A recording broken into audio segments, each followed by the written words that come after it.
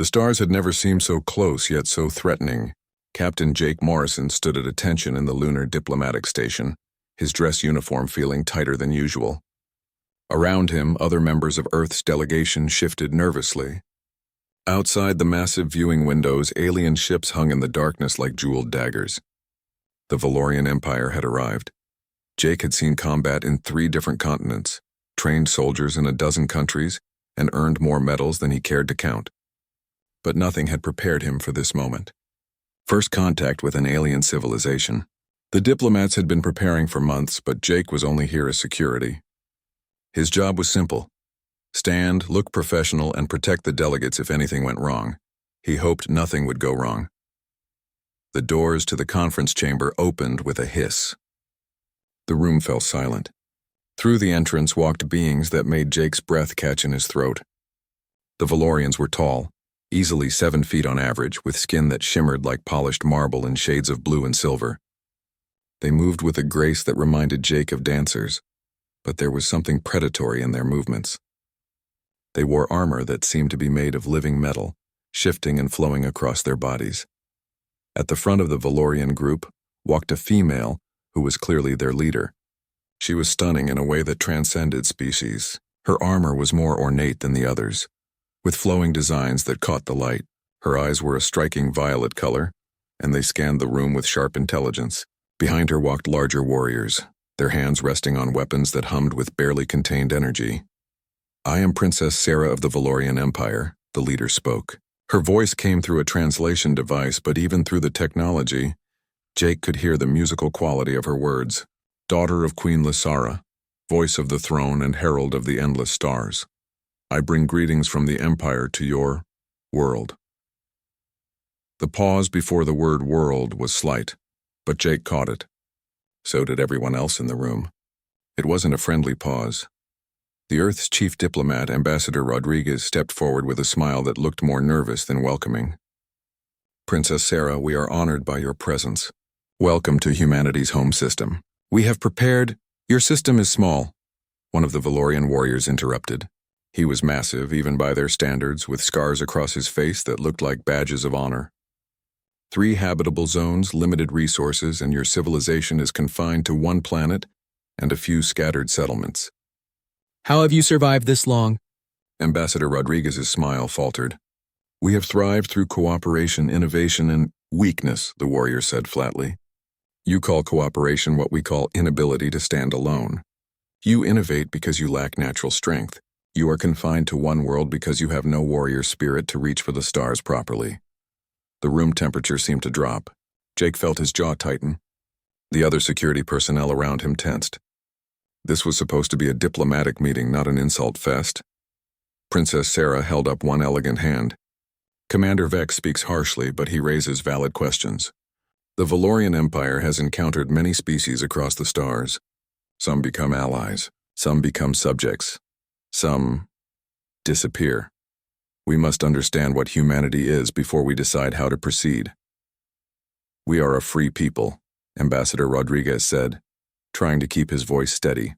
"We seek friendship and mutual cooperation. We have much to offer."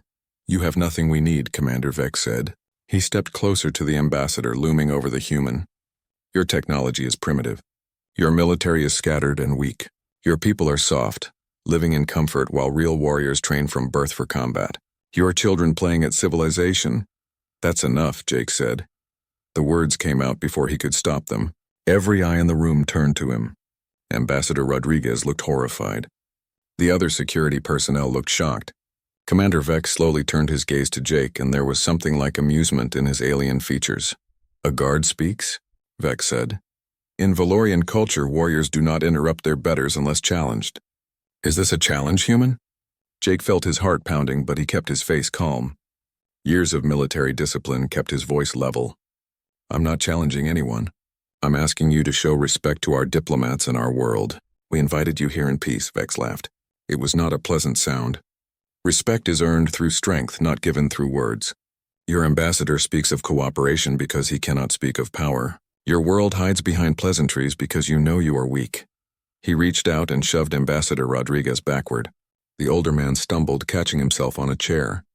The human security team moved instantly, hands going to weapons. The Valorian warriors did the same, energy weapons powering up with a whine that filled the air. "Stop!" Princess Sarah's voice cut through the tension like a blade. "All of you stand down, now!" The Valorian warriors hesitated, then lowered their weapons. Jake noticed they did it slowly, reluctantly. The human security team looked to their commander, who nodded. Weapons were put away, but nobody relaxed. Princess Sarah looked at Commander Vex with something like disappointment. "You dishonor us with such behavior at a first meeting." These beings invited us to speak and you assault their elder? "I tested their spirit," Vex said, unashamed, "and found them wanting. They reached for guns instead of meeting strength with strength. They hide behind tools instead of trusting their own bodies and courage." "That's practical, not weak," Jake said. He knew he should shut up, but something in him refused to let this alien insult humanity without response. "We use tools because we're smart enough to create them. We work together because we're wise enough to know that's how you survive. And we don't go around shoving people because we learned manners somewhere along the way." The room went very quiet. Commander Vex stared at Jake for a long moment. Then he smiled, showing teeth that were a bit too sharp. "You have spirit, at least.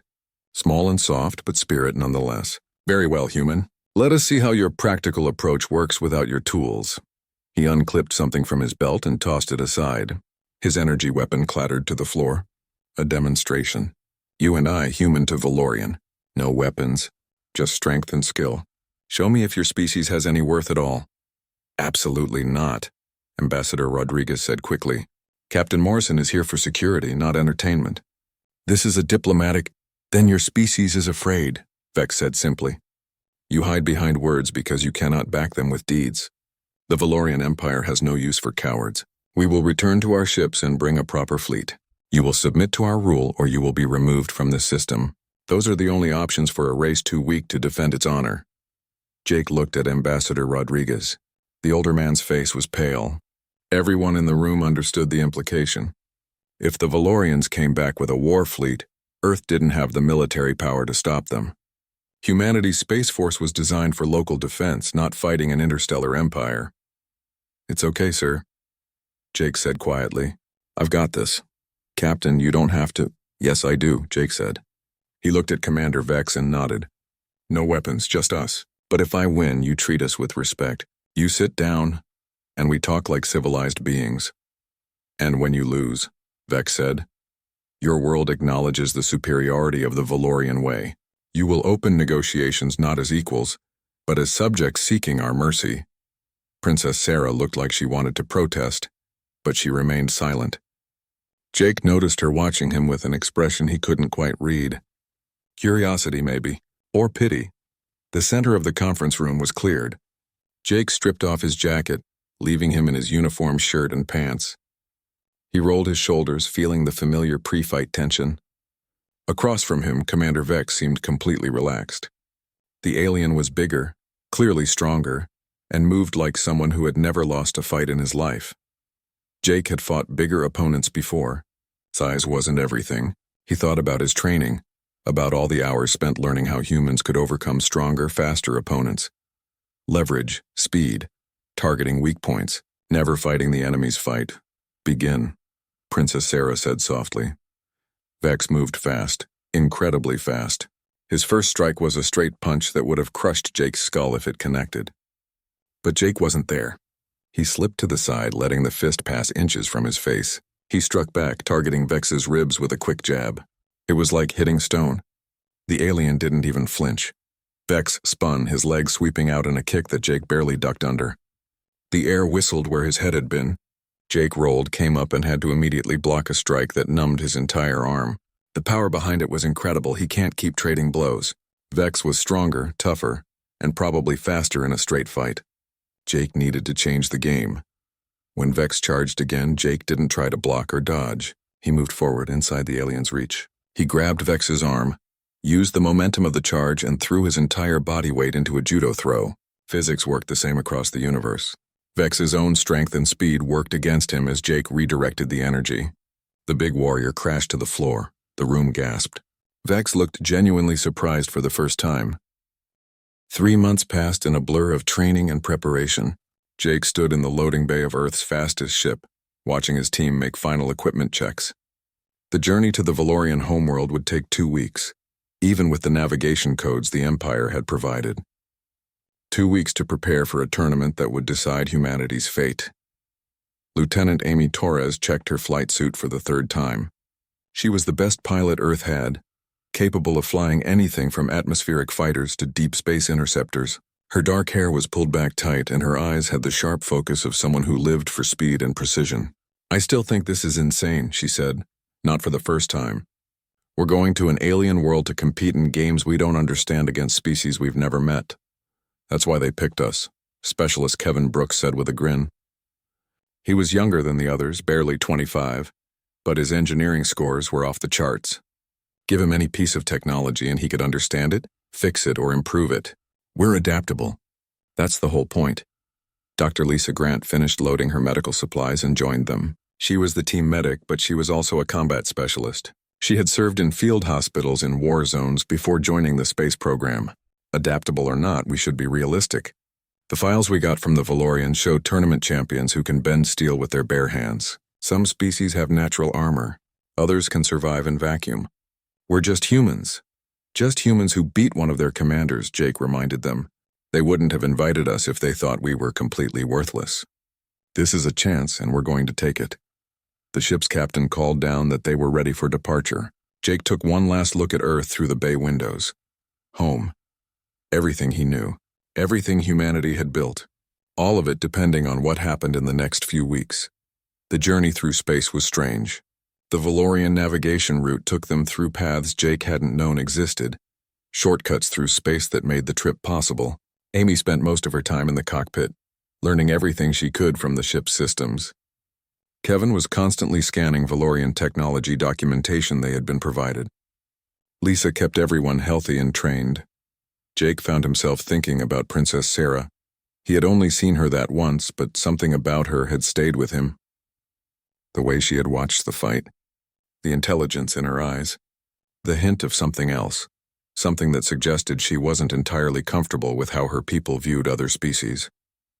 When they finally arrived at the Valorian homeworld, Jake understood why they called themselves an empire. The planet was breathtaking. Massive cities floated in the sky, held aloft by technology humanity was centuries away from mastering.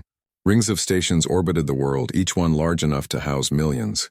Ships of every size and design moved in carefully controlled patterns, a dance of civilization on a scale Earth had never achieved.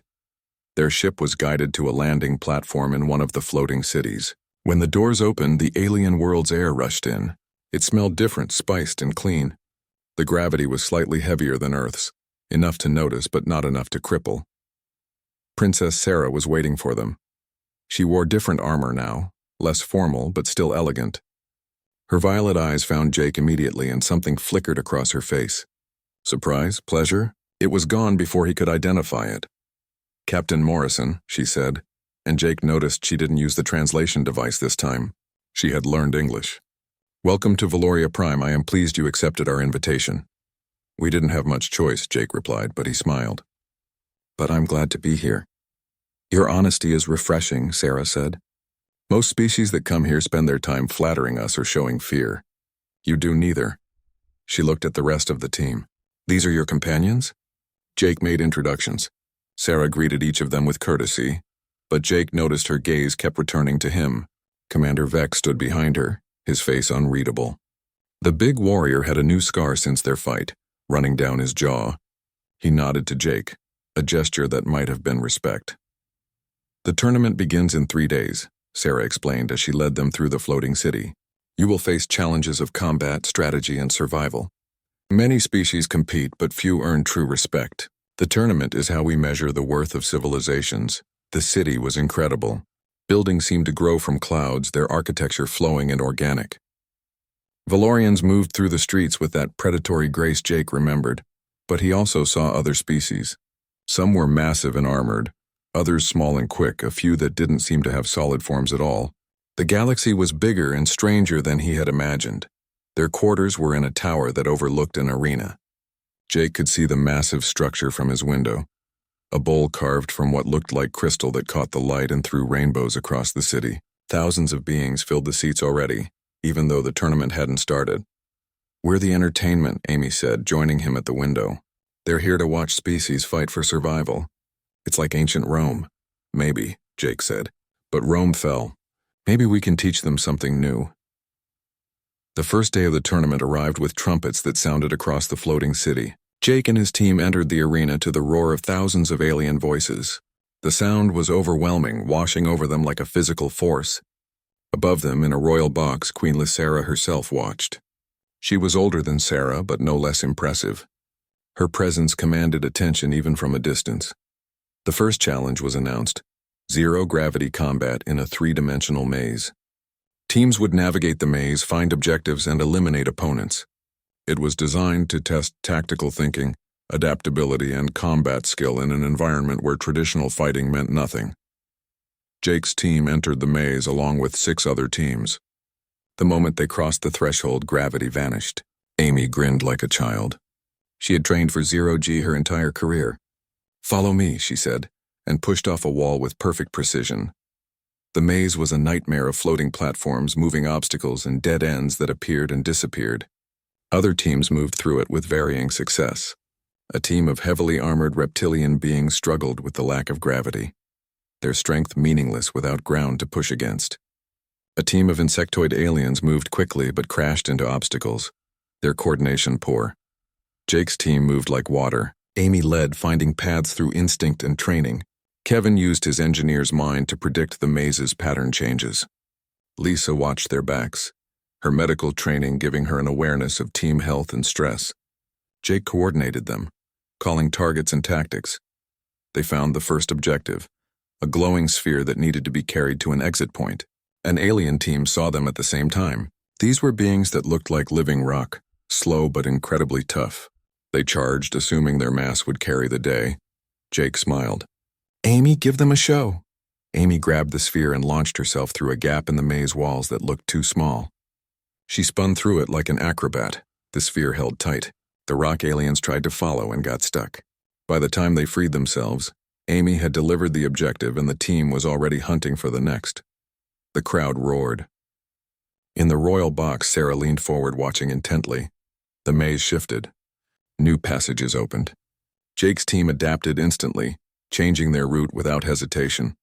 When they encountered a team of beings that looked like living shadows, fast and nearly invisible, Kevin quickly figured out they showed up in infrared.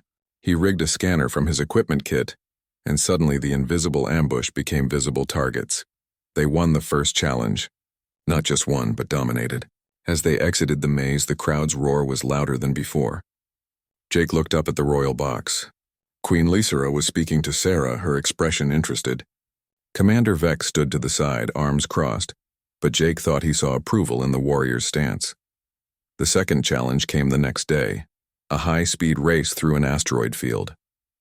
Pilots from each species would navigate a course filled with deadly obstacles while being chased by automated weapons. It wasn't just about speed.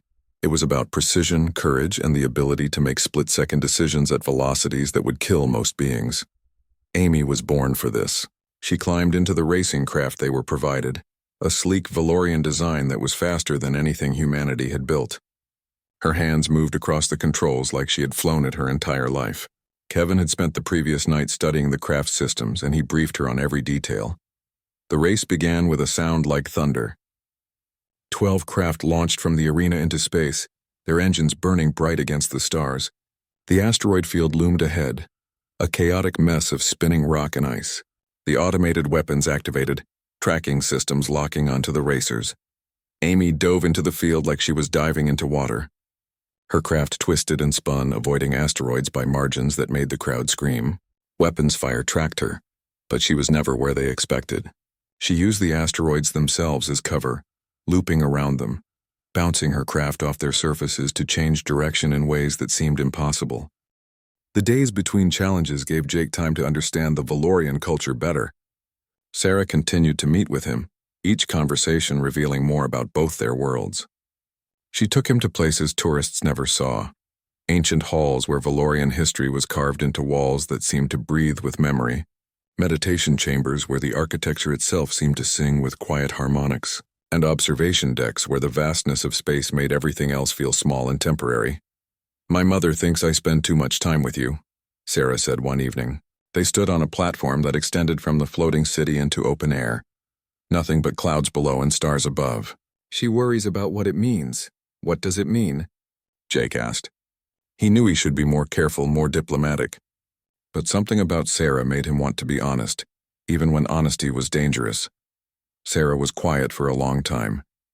I do not know yet, but I know that when I am with you, I see things differently. My world, my empire, my purpose. You make me question things I have never questioned before.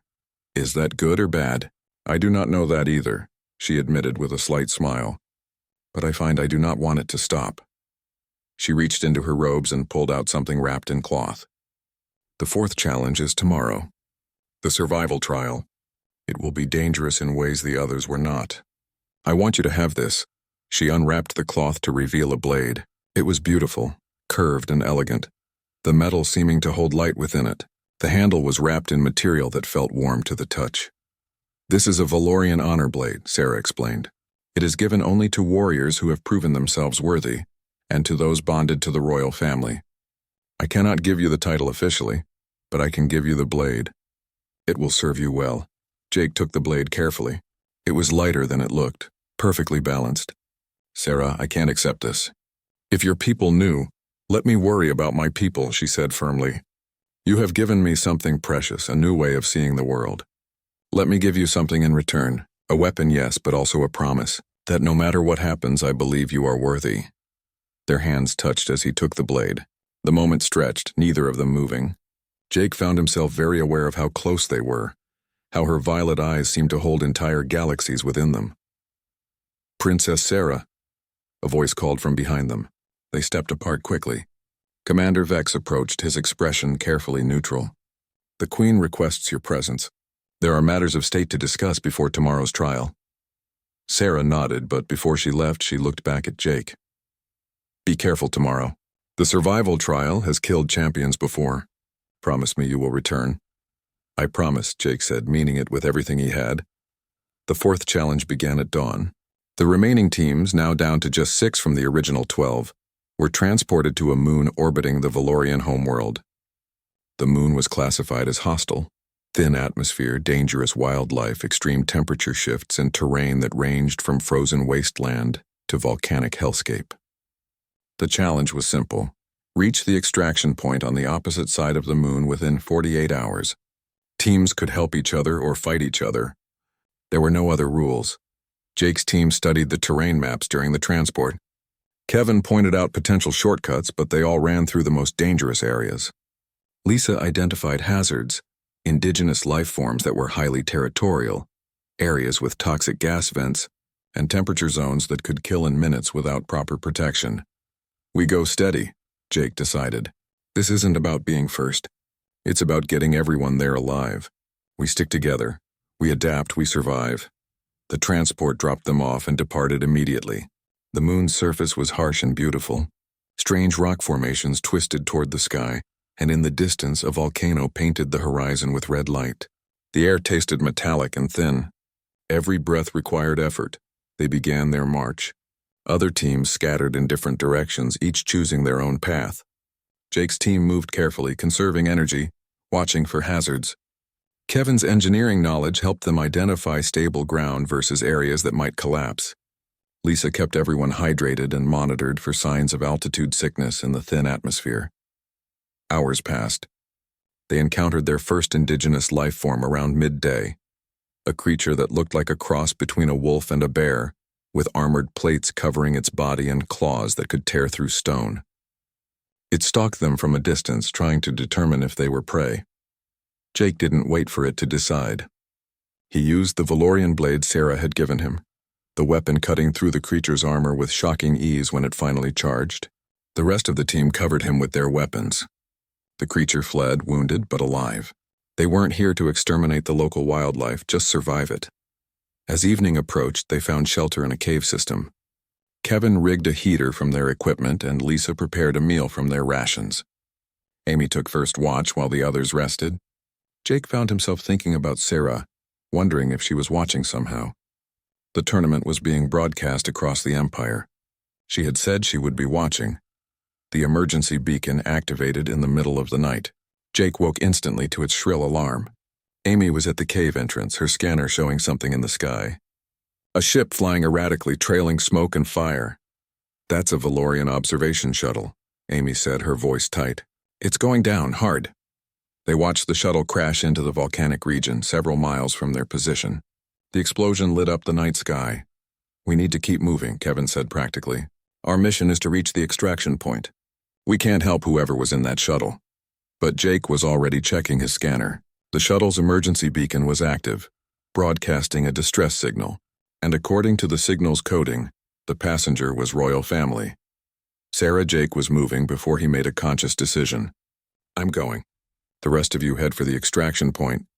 "Jake, that's the wrong direction," Lisa protested. "That's into the volcanic zone. The heat alone will kill you before you get there." "I don't care. Sarah's in that shuttle. I'm not leaving her." Amy looked at him for a long moment, then sighed. "We're all going. You're our team leader. Where you go, we go. Besides, leaving someone to die isn't the human way, right?" They changed course, heading into hell itself.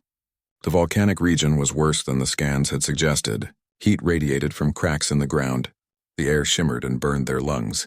Toxic gases required them to use their emergency respirators. Kevin calculated they had maybe 4 hours before the heat overwhelmed their suits' cooling systems. They found the shuttle crashed on the side of a lava flow.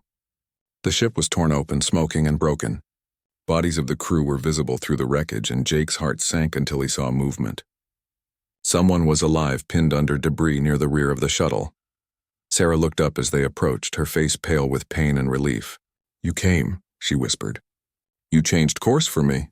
"Of course I did," Jake said, already working to free her. A piece of the shuttle's frame had her leg pinned. Kevin and Amy worked to lift it while Lisa prepared to treat whatever injuries Sarah had sustained. "This makes no sense," Sarah said through gritted teeth as they worked. "You jeopardize your entire mission, your world's future, for one person. This is not rational. This is not strategic. It's human," Jake said simply. "We don't leave people behind, especially people who matter." They freed her leg. It was badly injured but not broken. Lisa worked quickly, using their medical supplies to stabilize Sarah for transport. But they had a new problem. Sarah couldn't walk, and carrying her through the volcanic zone would slow them down too much. The moon's predators had noticed the crash. Creatures began emerging from the volcanic caves, drawn by the heat signatures of living beings. These were different from the one they had encountered earlier. Larger, adapted to extreme heat, with hides that glowed with internal fire. "We need to move now," Amy said, watching the creatures circle closer. "There's too many of them." Jake made a decision. "Kevin, Amy, take Sarah. Head back the way we came. Lisa and I will slow these things down and catch up." "Jake, no," Sarah began. "This isn't up for debate," Jake said firmly. He looked at Amy. "Get her out of here." "That's an order." Amy and Kevin fashioned a stretcher from shuttle debris and began carrying Sarah away. Jake and Lisa positioned themselves between the approaching predators and their retreating teammates. The next hours were a nightmare of fighting, retreating, and fighting again. The creatures were relentless, attacking in waves. Jake's Valorian blade proved its worth, cutting through the predators' heat-resistant hides. Lisa's weapons training kept them from being overwhelmed. They fought as they retreated, never letting the creatures get past them to reach the others. Jake lost track of time. His body was beyond exhausted, running on adrenaline and stubborn refusal to quit. He had taken injuries, burns, and cuts that Lisa had barely had time to patch. The blade in his hand felt like an extension of his arm, moving in patterns that he didn't remember learning. They finally caught up with the others at the edge of the volcanic zone. The creatures stopped their pursuit at the boundary, as if some instinct. The arena was packed beyond capacity. Word of Jake's rescue of Princess Sarah had spread across the Valorian Empire like wildfire. Some called him a hero. Others called him a fool who put emotion above duty. But everyone wanted to see what would happen next. The final challenge of the grand tournament had never drawn such attention. Jake stood in the preparation chamber, checking his equipment one last time. His injuries from the volcanic moon had mostly healed thanks to Valorian medical technology, though some scars remained. The blade Sarah had given him hung at his side, its weight familiar now, almost comforting. Amy, Kevin, and Lisa stood with him. They had already completed their parts of the tournament, performing well enough to earn Earth respect. But the final test was Jake's alone, single combat against 3 of the Empire's greatest champions. It was tradition. The team leader faced the ultimate challenge while their teammates watched. "This is barbaric," Lisa muttered. 3 fights back-to-back, each against someone who's trained their entire life for combat. "You'll be exhausted by the second fight, let alone the third." "That's the point," Kevin said grimly. "They want to see if humans can endure. If we break or if we keep getting back up." "I'll keep getting up," Jake said with more confidence than he felt. "That's what we do." The door opened and Sarah entered. She was in formal royal attire now, her armor polished to mirror brightness, her bearing regal, but her eyes were soft when she looked at Jake. She dismissed his team with a gesture, wanting a moment alone. "I convinced my mother to let me bring you this," she said, holding out a small device. "It will monitor your vital signs during the fights. If you are in true danger, I can call for the match to be stopped." "I can't accept that," Jake said gently. "If I use an advantage the others don't have, it won't be a fair victory. Your people need to see humans win or lose on our own merit." Sarah's expression tightened with frustration. "Your merit has already been proven. You saved my life. You showed courage beyond reason. You have nothing left to prove." "I have everything to prove," Jake said. "My world's freedom depends on this. I knew the stakes when I came here." He took her hands in his. "But I'm glad you'll be watching. Win or lose, I want you to see what humanity really is. Not just our adaptability or our tactics. Our spirit. The thing that makes us refuse to quit even when quitting makes sense." Sarah pulled him close, resting her forehead against his. "Then let me give you something else. A truth I should have said before. I love you, Jake Morrison. In defiance of logic, against all tradition, across the boundaries of our species, I love you. And I will be in that arena, hoping with everything I am that you survive this." Jake held her, feeling the weight of her words. "I love you too. And I'll win. Not for Earth, not for humanity, for you, for us." They kissed, and for a moment the tournament, the Empire, everything else faded away. There was just them, 2 beings from different worlds who had found something neither expected. The moment shattered when Commander Vex entered without warning. His expression was unreadable as he watched them separate quickly. "It is time," he said. "The Queen and the Empire await." Jake entered the arena to a roar that shook the air itself. The crystal structure amplified sound, turning the crowd's voices into something almost physical. In the royal box, Queen Lysera sat on her throne, her face stern and evaluating. Sarah took her place beside her mother, her hands clenched tight though her face remained calm. The first champion was announced, Warrior Caney of the Storm Clans. He was massive even by Valorian standards, covered in battle scars that told stories of 100 victories. He carried a weapon that looked like a sword but crackled with energy, the blade humming with barely contained power. The fight began with a clash that sent sparks flying. Caney was strong and fast, his movements practiced and precise. He had been training since childhood, every strike the product of decades of experience. Jake gave ground, defending more than attacking, studying his opponent's patterns. Caney began to press harder, sensing weakness. But Jake wasn't weak, he was learning. When Caney committed to a powerful overhead strike, Jake wasn't there. He had rolled to the side, come up inside Kane's guard, and struck with the Valorian blade at the warrior's exposed ribs. The armor held, but Caney staggered. The fight became a dance. Caney's power against Jake's adaptability. Traditional mastery against improvised brilliance. Jake took hits that would have felled smaller beings, but he kept moving, kept adapting. He found weaknesses in Caney's technique. Gaps that existed because the warrior had trained against Valorian opponents who all fought similar ways. Humans didn't fight that way. Humans fought dirty, fought smart, fought with everything they had. Jake won. Barely. Caney went down with Jake's blade at his throat, the signal of submission clear. The crowd erupted. Caney rose slowly, touched his fist to his chest in a gesture of respect, and left the arena. Jake was breathing hard, bleeding from several cuts, but still standing. He looked up at the royal box. Sarah's face showed naked relief. Queen Lysara's expression remained stern, but there was something new in her eyes. Interest. The second champion entered. Master Lyria, a warrior known for speed and precision. She was smaller than Caney, more elegant, and carried twin blades that moved like liquid silver. She bowed to Jake with genuine respect before assuming her stance. This fight was different. Lyria didn't rely on power. She was faster than Jake, her blades creating a web of strikes that seemed impossible to penetrate. Jake found himself purely defending, unable to find an opening. She was too fast, too skilled, too perfect in her technique. But perfection had a pattern. Everything did. Jake stopped trying to fight her way and started fighting his own way. He used the arena itself, throwing sand to obscure her vision, using debris from the first fight to create obstacles. He made her adapt, pulled her out of her perfect technique into chaos.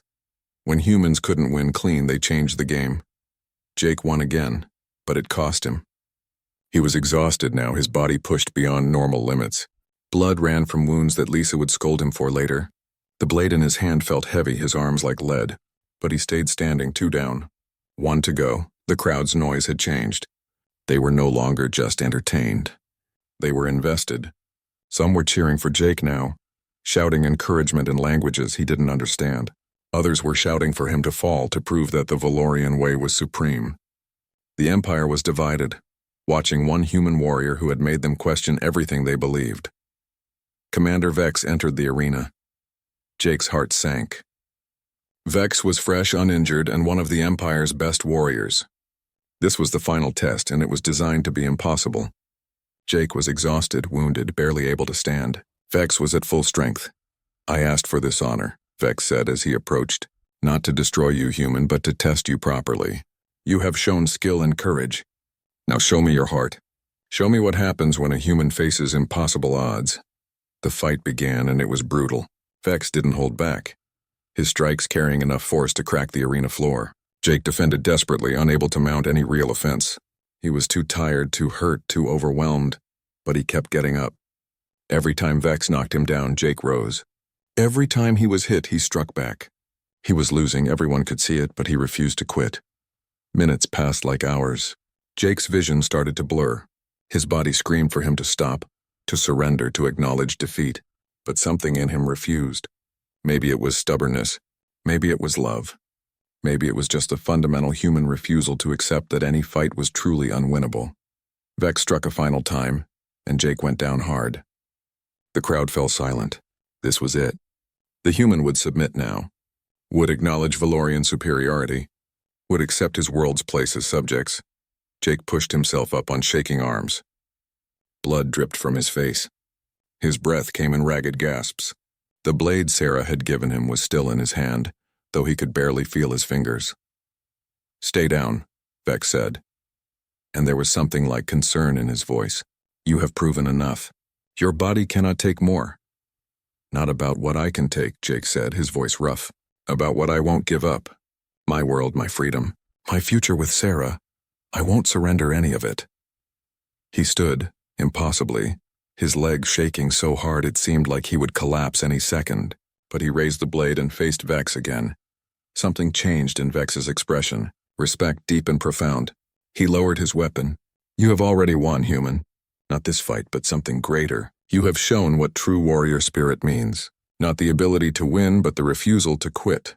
The Empire needed to see this." Vex turned to the royal box and bowed. "The human has passed the final test. Not through victory, but through endurance. Through heart." I call this match in his favor. The crowd exploded. Half were cheering, celebrating this unexpected outcome. Half were shouting in outrage, claiming the match was forfeit, that Vex had betrayed Valorian tradition. In the royal box, Queen Lysara stood. The noise quieted instantly, everyone waiting for her judgment. She looked at Jake, still standing despite everything, still refusing to fall. Before the queen could speak, Sarah suddenly grabbed her mother's arm. "Mother, wait. Something is wrong." Jake felt it too, a strange weakness spreading through his body. Different. The fighting in the arena was chaos. Energy weapons lit the air with deadly light. Valorian warriors fought each other, some defending the queen, others following the rebel generals. The crystal structure of the arena amplified every sound, turning the battle into a symphony of violence. Jake moved through it all like a ghost. The poison in his system was fighting Lisa's antidotes, leaving him weak and dizzy, but he kept moving. Sarah fought beside him, her combat skills evident as she cut through rebel warriors who tried to stop their progress toward the royal box. Behind them, Amy provided covering fire with precision that came from years of training. Kevin had somehow rigged an energy shield from broken equipment, protecting their flank. Lisa fought and healed in equal measure, keeping Jake conscious through sheer determination. Commander Vex led his loyal warriors in a wedge formation, clearing a path. "The palace is 3 blocks from here," he shouted over the noise. "If we can reach it, the defensive systems will protect the Queen. But the rebels have anticipated this. They will have forces waiting." "Then we fight through them," Sarah said. Her violet eyes were hard with determination. "I will not let these cowards destroy everything my mother has built." They fought their way out of the arena into the floating city beyond. The streets were in turmoil. Citizens fled from the fighting, unsure who to support. Some Valorian warriors joined the loyalist forces when they saw Princess Sarah leading them. Others joined the rebels, believing they were saving the Empire from corruption. General Talon appeared on the elevated platforms, his image broadcast across the city. "Citizens of the Empire, what you are seeing is necessary. The royal family has forgotten our traditions. They would make aliens our equals. They would weaken us with sentiment and foolish dreams of cooperation. We act to preserve the strength that has made our empire great. Stand with us and we will restore true Valorian glory." Jake felt Sarah tense beside him. "He is wrong," she said, her voice carrying certainty. "The empire has grown stagnant. We have conquered, but we have stopped learning. We have power, but we have lost purpose. My mother sees this. I see this. What humanity offers is not weakness but renewal." They reached the palace gates. Rebel forces had indeed anticipated them, forming a defensive line that bristled with weapons. The loyalists were outnumbered, exhausted from fighting through the streets. Queen Lysera stood in the center of her protective formation, her bearing regal despite the chaos around her. "We cannot break through," Vex said grimly, "not without heavy losses. And the rebels have reinforcements coming. If they surround us here, it ends." Jake looked at the situation with tactical eyes that were still sharp despite the poison clouding his thoughts. The rebels were strong, but they were defensive. They expected a frontal assault. They were fighting the Valorian way with honor and direct confrontation. Humans didn't always fight that way. "Amy," Jake said, "the energy weapons the rebels are using." Can you disable them? Amy studied the rebel lines. "Their weapons are networked to a central power source for efficiency. Military doctrine. If I can access that network, yeah, I can shut them down, but I'd need to get close and I'm not exactly in fighting shape." "I can get you close," Kevin said. "Give me 2 minutes with that shield generator I rigged and I can boost it enough to protect 2 people. You and me, we infiltrate while they're focused on the main force." "It is risky," Beck said. "If they see through the tactic," "And they won't," Jake interrupted. "Because they're expecting Valorians to fight like Valorians. We're going to fight like humans. Sneaky, practical, and effective." Sarah looked at him with worry. "Jake, you can barely stand." "You should not be planning tactics. You should be in medical care." "I'll rest when this is over," Jake said. He looked at Queen Lysera. "Your Majesty, we can win this. But I need you to trust human tactics. Trust me." The Queen studied him for a long moment. Then she nodded. "You have earned that trust, Captain Morrison. What do you need?" Jake quickly outlined his plan. The Loyalists would make noise, draw attention, act like they were preparing for a frontal assault. Meanwhile, Amy and Kevin would use the chaos to slip through the rebel lines and disable their weapons network.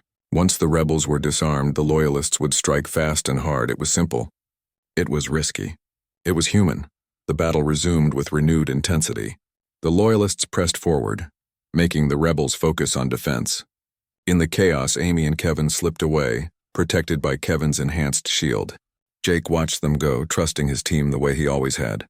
The poison surged through him again. His legs gave out. Sarah caught him, lowering him to the ground. Lisa was there immediately, injecting more antidotes. But even she looked worried. "Jake, you need real medical help. The antidotes are buying time, but they're not curing you. Your body is fighting a war it can't win." "Not done yet," Jake whispered. "Not until this is over." Minutes passed like hours. The Loyalists fought desperately, taking losses but holding the line. Jake watched from where he lay, forcing himself to stay conscious. He saw Amy and Kevin reach the rebel command position, saw Kevin connect to their power network, saw Amy's fingers flying over controls she had never seen before but understood intuitively. The rebel weapons died, all of them simultaneously, leaving hundreds of warriors holding useless metal.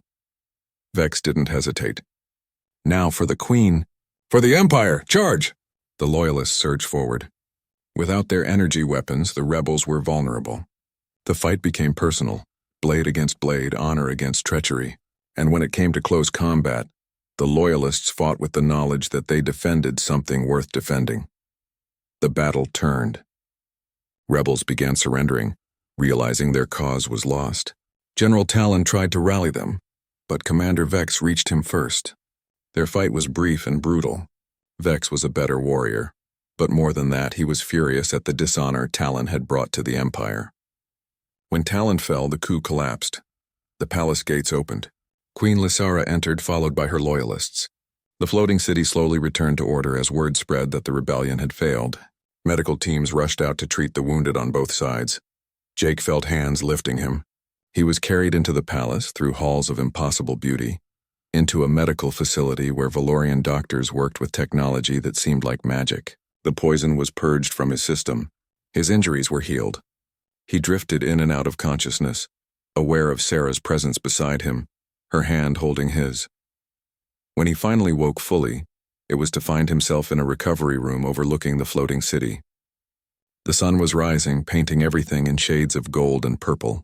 Sarah sat beside his bed, her armor replaced with simpler robes. She looked tired but unharmed. "You saved us," she said softly. "Your human tactics, your team skills, your refusal to quit even when poisoned and dying. You saved my mother, saved me, and quite possibly saved the Empire from tearing itself apart." "Team effort," Jake said, his voice rough but growing stronger. "Amy and Kevin did the heavy lifting. Lisa kept me alive. Vex and your loyal warriors did the fighting. I just pointed in the right direction." "You did more than that," Sarah said. "You showed us a different way. A way that values cleverness over tradition, cooperation over individual glory, love over rigid honor. Half the Empire saw it. They cannot unsee it now." The door opened. Queen Lysara entered, her bearing as regal as ever. But there was something softer in her expression now, something that might have been respect. Sarah stood immediately, bowing. Jake tried to rise, but the Queen gestured for him to remain seated. "Captain Jake Morrison," the Queen said, her voice formal. "You have done the Empire a great service. You exposed treachery, defeated it with minimal bloodshed, and showed many of my people that there are different kinds of strength. For this you have my gratitude." "I just did what needed to be done, Your Majesty," Jake said. "That is precisely why I am grateful," the Queen replied. "You did not seek glory or advancement. You protected those you cared about, including my daughter." She looked at Sarah. "I have been aware of your growing attachment to this human. I was not certain how I felt about it. A princess of the Empire and an alien warrior. It defies tradition." Sarah lifted her chin, meeting her mother's gaze. "Mother, I love him, and I will not apologize for that or hide it." Queen Lysara was silent for a moment. Then surprisingly, she smiled. "I am not asking you to hide it, child. I am simply acknowledging that it is complicated." She turned back to Jake. "In 3 days, I will call a gathering of the Great Assembly. Representatives from across the Empire will attend. They will want answers about what happened here, about humanity, about the future. I would like you to be present, Captain Morrison. You and your team." "We'll be there," Jake said. The next 3 days were a whirlwind. Jake recovered his strength while Amy, Kevin, and Lisa were treated as heroes. They met with Valorian officials, shared information about Earth and humanity, and tried to understand the political complexities of an interstellar empire in crisis. Jake and Sarah spent as much time together as they could. They walked through the palace gardens, talked about their hopes and fears, and planned for an uncertain future. The connection between them had grown beyond simple attraction into something deeper, something that transcended the boundaries of their species.